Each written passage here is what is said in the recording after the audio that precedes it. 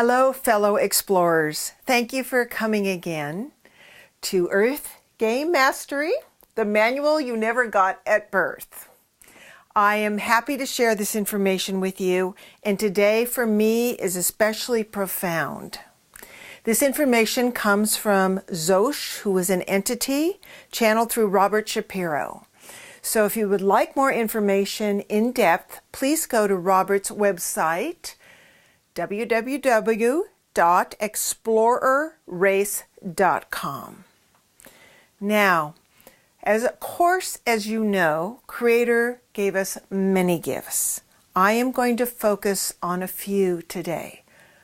The one that I was the most shocked about, and I felt personally the most profound about, was the impact negativity had in this world and evidently throughout the entire multiverse. Our Creator, as you know, is very, very impassioned to solve problems.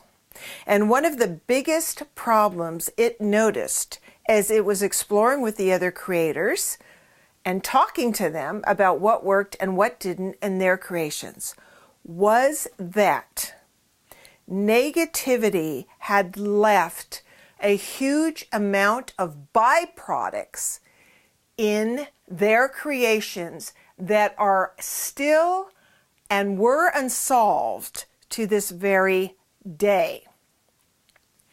So, to complete a game or a creation, it is always necessary to fully solve it into a harmonic pattern. So, Creator decided to take on the issue of negativity. Now, as it wandered through different civilizations and explored different civilizations before it took on this experiment to create, it noticed that there were many civilizations, a fair number, that had reached harmony.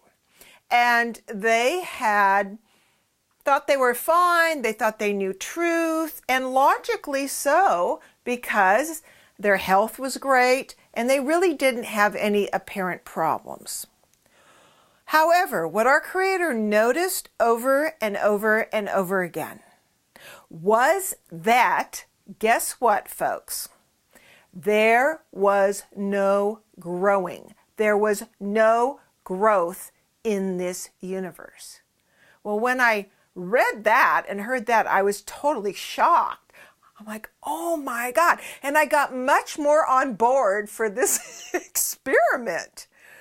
So, our Creator committed to the other creators and said, and this almost makes me cry in a way, because it's so magnanimous. It said, I am willing to take on the unresolved byproducts that have been left from your creations where negativity has never been redeemed. And guess what, folks? As of this moment, as I speak, as far as I know, we are almost there at redeeming negativity. Redeeming negativity means that negativity, of course, is a valuable gift in the sense that it impassions us to grow because it presents so many challenges for us.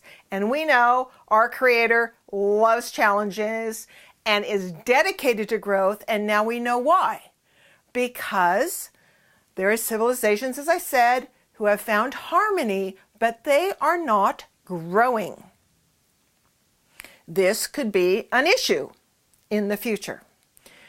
So, not only did our Creator wish to redeem creativity, which it actually has accomplished through us.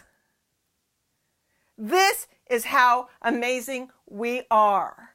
We are so courageous and so gutsy to have dealt with lifetimes of trauma and challenges and negativity, and each time persevered and rose above it for the most part. In doing so, the Creator itself, remember how the Creator grows is through us. The Creator itself started understanding that negativity was getting redeemed and redeemed and redeemed. And not only that, but it discovered, which was one of its passions, it promised the Council of Creators that it was going to find out the exact percentage where negativity could still provide growth without suffering. Wouldn't that be nice? And we have accomplished that. It is known now that 1 to 2% max of negativity is the perfect stimulant for growth without suffering. And an example of that would be that in the future, as we live in a 2% more negative environment, we'll just stub our toe. And that will be enough to make us self-reflect and grow and learn and go, okay, maybe I should be more in my body and pay attention. But there's not huge suffering. It wasn't like we came off a cliff, had a car accident, and died, which has been going on for millennia here in this exploration of how to redeem negativity. I hope you get the impact of this, because it hit me at such a deep heart level. I went, whoa! And I felt like just going, yeah, like doing a victory dance, like, yeah, we're like the ones. The other thing I found out from Zosha's work as being a companion of the Creator is that evidently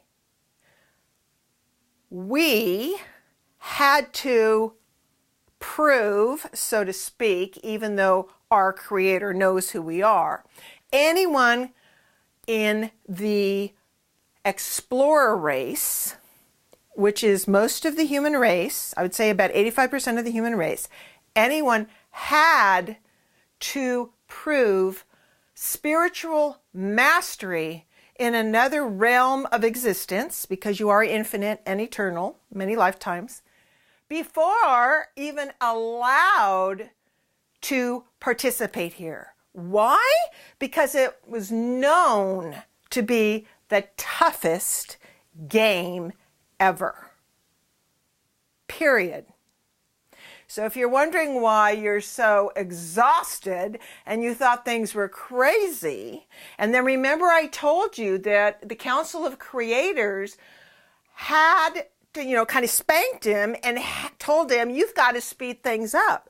So for the last several thousand years, and even in the last 100 years, we've been like boom, boom, boom, hit by hit by hit by hit by challenges, craziness, and all of that. Okay? But we are persevering in it, and I will promise you this, we will be successful. And we are not at 2%, obviously, but we have been worse. And a while back, we were at about 45%. And we are coming and lowering that percentage by taking full responsibility as the co-creator that we were designed to be, full responsibility for our feelings, our thoughts, and what we project out into the world, because we are broadcast stations. We are walking antennas. And as we do that, the negativity gets lowered, and pretty soon it will be lowered and lowered, and we won't have to go through so much drama to heal and integrate those challenges that have been unresolved in the multiverse. Right? So if you have any insecurities at this point, like you're not important enough or evolved enough, no way. This is an amazing secret of something that we humans, known as the explorer race, by Zosh, were designed to do. So how does a creator that has access to all that is experience any level of individuation, which is one of creators' passions, because it's amazingly curious.